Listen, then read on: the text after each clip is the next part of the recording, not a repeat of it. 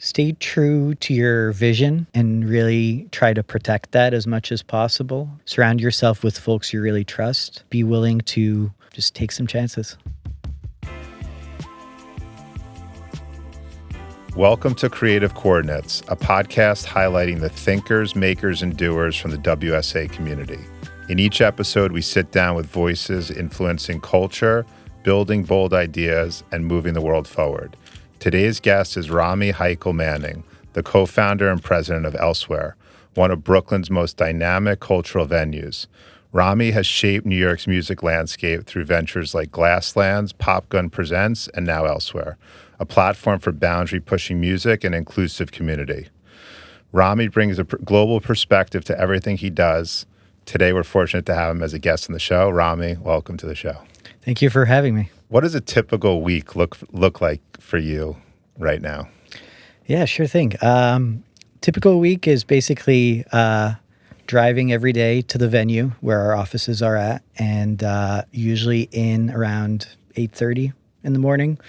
And I'm usually someone who wakes up really early at the crack of dawn, just kind of answering all the emails, kind of digging out of the weekend where there's information overload on everything that has happened, from the artist experience to what happened at the venue to how the events did to just like facility stuff. And so it takes a lot of time to just go through everything and just kind of get a lay of the land. So that usually is a full day in itself, as far as like then connecting with all the appropriate parties. And then a lot of it is just kind of connecting with the team, understanding how things have been going, where there are some new ideas and needs for marketing efforts or booking help. And a lot of phone calls. We're shooting this on a Monday, so part of my question, too, was themed under that as the date of questioning. But is a Monday for you, we're in the kind of middle of the spring right now, coming off of, I'm sure, a busy weekend. Does it change the Monday conversation versus other days in the week? The Monday is typically the busier day, but at the same time, I have like certain windows that I just try to block off. But yeah, I wanted to be here today. Thank you for making the time.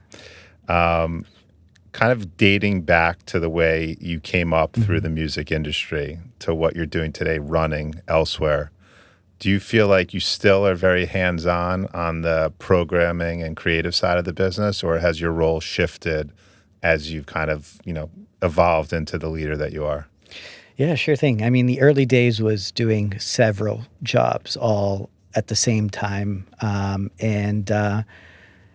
of the things about programming is you're always, once you've been in it, you're always kind of have that bug and that interest of like finding and discovering new music. So that has kind of continued, maybe not as much as far as like the day-to-day of continuously trying to fill the calendar, but being more selective with the events and kind of connecting folks that I like discover with the team. But, my Fridays are still kind of all about like listening to all the new music. And, I have a playlist that I create that I just kind of keep that refreshed. And it just is the only way to have a true connection with what you're actually doing. So I think it is important for the craft. And for those that may not be familiar with Elsewhere, in my age demo, sometimes I say Elsewhere, not everyone knows it, but let's say, sub 40 or that 20 to 40-year-old listener or music, someone passionate about music. How do you even explain what Elsewhere is in 2025? Yeah, Elsewhere is a music venue / club in Bushwick that features and discovers a lot of emerging talent and tries to showcase the best in music and culture for New York City.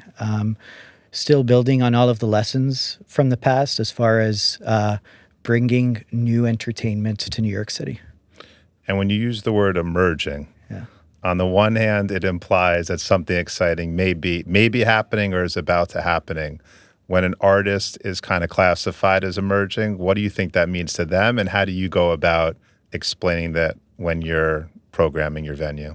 Yeah, I think what emerging means is on the brink of something big, obviously. Like, I like using that term because that is also emotionally a very fun thing to be part of. It is actually like when most of the teams, whether it's artists, agents, and promoters, are all working together in some ways to really break through an artist. And that's when in my experience, booking smaller rooms, it's when you have the most memorable experiences for the artists, especially as they do tend to come back and want to play for intimate audiences as they. I mean, even dating back to when you concepted Elsewhere, which is 5+ years ago, 7 years, I 10 think? years ago. 10 years ago. I should know that. Yeah. You came from a world of smaller venue experiences. Was that important to you in creating Elsewhere, that it kind of maintained the world you came from? Or was it more a matter of fact of budget and other factors that played into it? I think smaller rooms in New York City are super important. In fact, they're critical for developing artists. And when we originally set on to do the project, the other venue at the time that was running was called Glasslands. And the idea was to have both venues open at the same time, but we did have some hurdles along the way. And once we knew that Glasslands was closing, decided to take on more space to make sure that we had a 250 cap room where we could be a little bit more creative and experimental in our programming. And today you have 1,400 capacity, roughly? Yeah, between all the rooms, it's 1,400. Okay. And now that you've been operating for almost 10 years, 1,400 is the capacity, obviously passionate about smaller venue experiences. Are there times when you say, I wish we had more space? Totally, yeah. Wasn't something that I would have thought of at the time because that felt like such a big project for us to undertake as 26, 27-year-olds with my co-founders.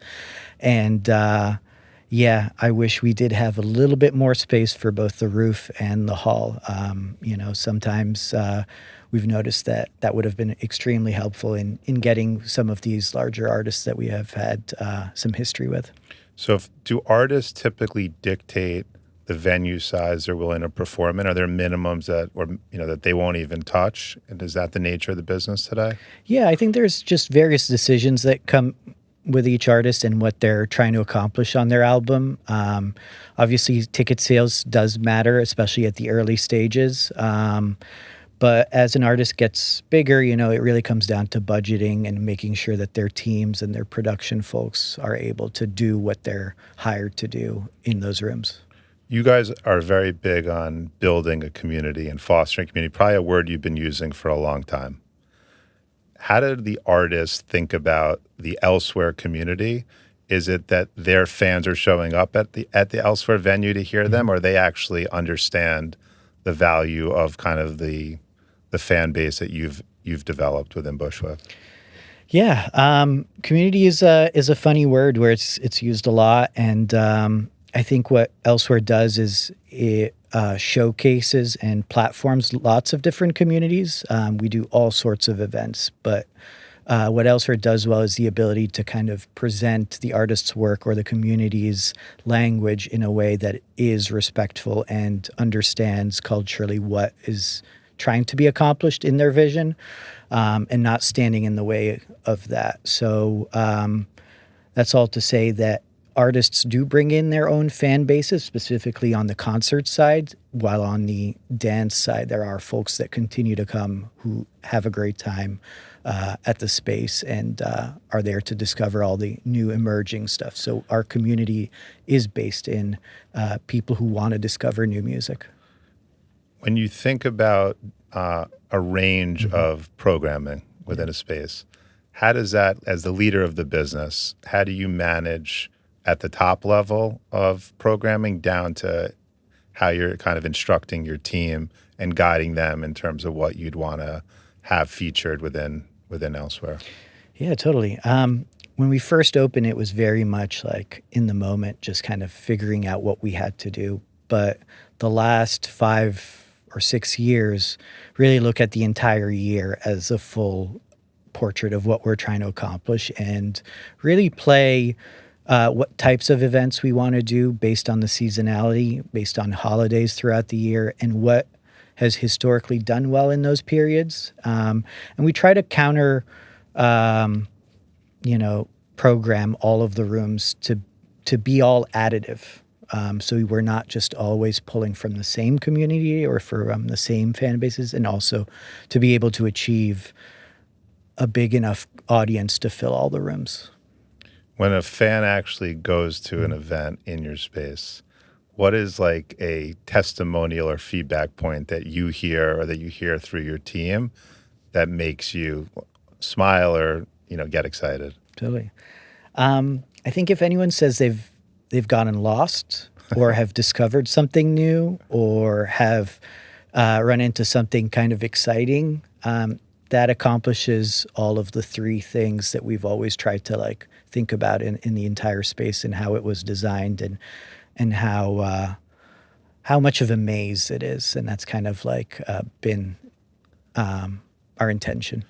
With streaming at the level it's at versus the beginning of time in your business, when you come out with your schedule, and even someone like me doing research for this show, I could understand artists better than I've ever been able to. How do you kind of think about discovery in the sense of what a fan would have gone through 10 years ago, maybe versus today?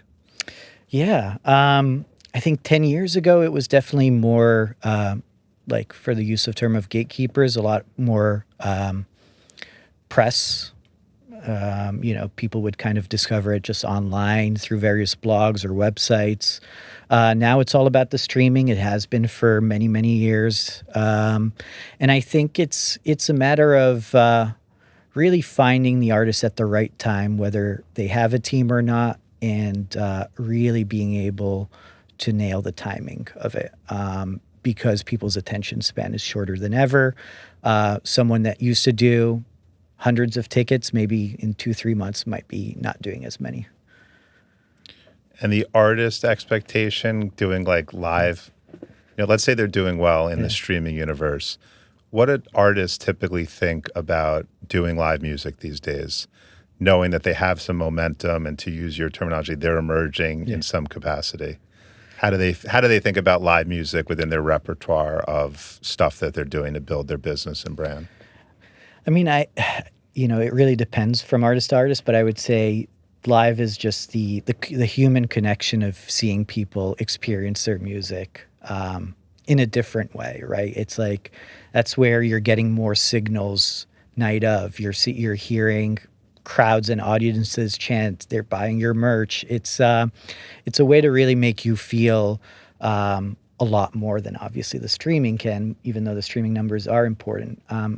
I think what's been challenging about live is just the rising touring costs for folks who maybe had moderate success and are maybe unable to kind of keep going on the road, tour after tour, or various legs of a tour on one album cycle. So people have had to be a little bit more selective about their live performances. And artists that come through New York, I'm sure there's no standard, but New York probably, where does it fit in a typical tour for a rising artist? It's one of the major markets. It's one of the biggest markets in the world, I would say. Vegas, LA, London, Paris. Those are all major cities where artists can really kind of break through in a more global way too. But let's just say New York City, in the map of great cities to perform in, if you were running an artist tour and you had carte blanche on when you stop in New York, do you think it's better to start in New York, have New York be at the middle of a tour, or kind of be the tail end of it? I would probably say middle end of the tour. The first few dates of a tour, and every time we get that, that's just always a little touch and go for the folks just to kind of get into a groove. So middle of the tour. Middle of the tour. Okay. When I asked you to send me just some notes or your bio that I could see online, one thing that you highlighted, which I think is interesting, is kind of the multiple cities that you personally grew up in. Just to list them here, you said Nigeria, Egypt, Qatar, and Italy. What was that growing up experience like for you? And dovetail that into what that lens that you had, worldly lens, how that kind of flows into the world that you're in today in business. Yeah, I moved a bunch because of my dad's job. We lived all over the world as far as like mostly in cities that had ports. He's an engineer, and I think the takeaway from all of that was just meeting folks from so many different backgrounds. I always went to international schools, so that in itself was a unique ecosystem to it, even in Italy, where I spent most of my life. And you meet folks that you can learn a lot from, and I think that really kind of helped me with programming. And I think the uses of all the languages I've had have also helped me connect with various musicians and artists across the world. And I think that's been always something that has resonated in all of our programming, and I've always wanted it. And so reaching out to artists early on globally was something that I did at Glasslands, did through PopGun, and I'm continuing now with Elsewhere, and in just the DNA of what we do. And at the end, you're affecting people through music in a live experience. So you've always been around people from all over the world, it sounds like. Yeah. Where Elsewhere is today versus maybe where it's going, given that it's 10 years old, in the middle of it, we were hit with probably not the ideal situation in the world for a live music venue. Kind of where's the business at today, and maybe where are you thinking about taking it over time? Yeah, sure thing. As Elsewhere turns 8 this year, we're really kind of set into the year trying to get more concerts. That was something that in our model had like kind of the recipe maybe broke a little bit. And so we ended up having less shows during the week. And that has been something that we've been really trying to refocus on to fix the recipe for live. So I think we are working on a lot more concerts of all sorts of genres, from hip hop to rock to pop to some more Latin and world. So that has been something that has been on our mind, but I think, it's always constantly refreshing and trying to find what is the next thing for our parties. And I think at the moment there's a lot of dance clubs, a lot of interest around DJ culture. And so I think I'm on this search right now and journey to try to figure out where it goes from here, as we spent the last 2-3 years really bringing in a lot of talent, focusing on underrepresented communities, which we'll continue to do. But I think it's at a time where we're also doing some soul searching to figure out what new thing we want to present. Bushwick has been where you established this epicenter of Elsewhere physically. How have you seen Bushwick coming into its own in like the last 10 years? And do you think that is, more people are coming to the area, which is good for Elsewhere? There's more venues that people have to choose from, and kind of explain the dynamics of the neighborhood and against the business that you're in. Yeah, totally. When we chose Bushwick, we wanted an area of Bushwick that was a little bit further from all residential, that was in like a commercial zone where there was tons of warehouses, where we could be like loud, right? And be able to run a club, especially having experienced the challenges from the previous club being on the waterfront in Williamsburg. And so that was a critical thing in our choice. I had been living in Bushwick right out of college, and so I had been familiar with the area. And when we decided to choose the location, a lot of agents were like, we're not going to sell you maybe a show. I don't know who's going to come here from the city. And so even thinking about then, our biggest challenge was like, how are people going to get here once the L train is down? And slowly but surely, a lot of other venues have opened up around us after several years of being open. And that is helpful. That is always helpful. You never want to be the only one rowing to get people in one direction. And I know resilience has been part of your ethos, given like what happened in 2020. And like you're saying, L train risk and it's shut down, or being an early trailblazer to a neighborhood. What does resilience mean to you within the business? I think resilience is a matter of just being flexible and being able to readjust, because the game is always changing. And the second you get too comfortable, as especially in entertainment and especially in New York City nightlife. Things change very quickly, and you got to be always reading all the signals. So resilience is also a matter of not being scared to make those changes.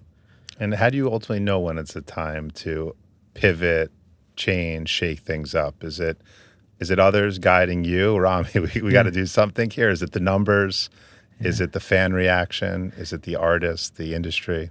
You know, several club owners have this thing of saying you have to listen to the club. So it's a matter of all of those things. It's the feedback. It's the people working the events. It's the artists, and also kind of reading how the promotions are going and how you want to switch it up.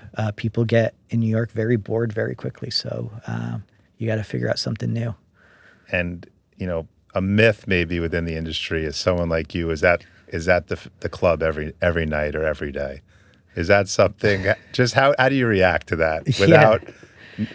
This is not to imply that you're not hands-on, but when you run and own a club, should the club owner be there, or is it more building a team around you that you could delegate to? Yeah. So the first club I was working at, I was there 6 nights a week, and that definitely takes a toll on you. And I did that for 5 or 6 years, and that was truly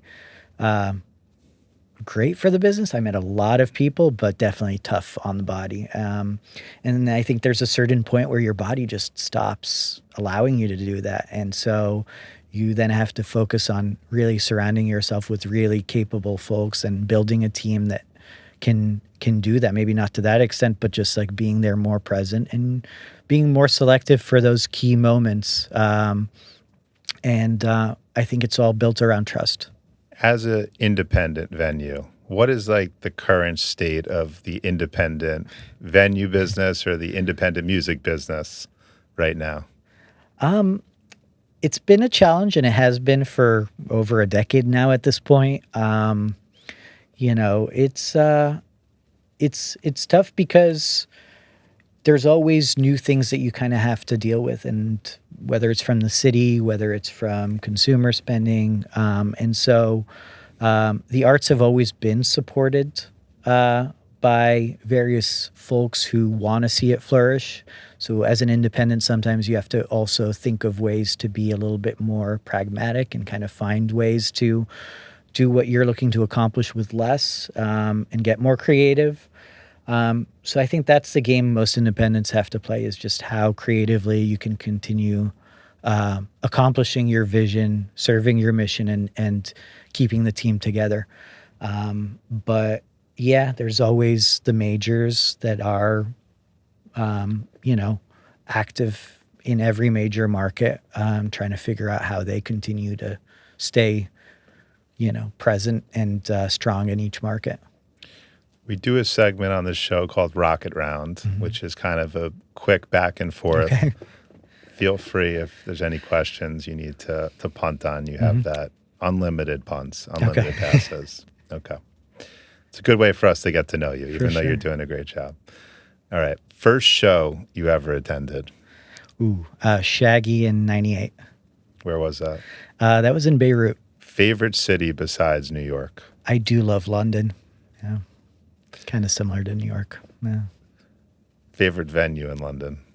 Printworks, which is no longer, but Village Underground is great.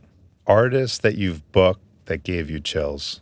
I think because this was early in my booking career, this band called Tan Lines was a really special moment. Yeah. A venue anywhere in the world that you truly admire? Anywhere in the world. I do like the Hollywood Bowl. Is there a secret talent you have? That I am not scared of falling. I dive by playing soccer. I was a goalie. I was a goalie too. Yeah. The goalies always get along. Last line of defense. Yeah. Favorite elsewhere party or moment of all time? Well, there's a bunch, but I would say the Laylit parties have always been special moments, being of Middle Eastern descent. The Nia Archives show that we did, a year and a half or so ago was a really special moment as well. Just hearing just all the songs that we had been supporting early on in her career. A memory from Glasslands or PopGun that still makes you laugh? The time we had Tame Impala at Glasslands and the fire department came and they were supposed to shut us down but did not, and saw the entire show. If you weren't doing this being elsewhere and all the things we've talked about, what would you be doing? Maybe painting. Painting on canvas or On homes? canvas, yeah. Do you do that? I used to a lot more, yeah. What's the best piece of career advice you've ever received? Just to take risks and take a shot, especially in New York City. You never know who you're going to meet and who's going to be hearing you. Who inspires you right now? Who inspires me right now? Probably my dad right now, yeah. How often do you speak to him? Every few days, yeah. As I say to my own son, always pick up the phone when your dad calls, even if you don't always feel like speaking. What advice would you give to someone launching a creative business in 2025? Stay true to your vision and really try to protect that as much as possible. Surround yourself with folks you really trust, and be willing to just take some chances.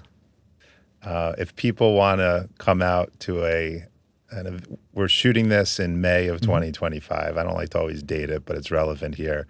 What does the summer look like, the pending summer at Elsewhere, and how do people find you or kind of, understand what Elsewhere is all about?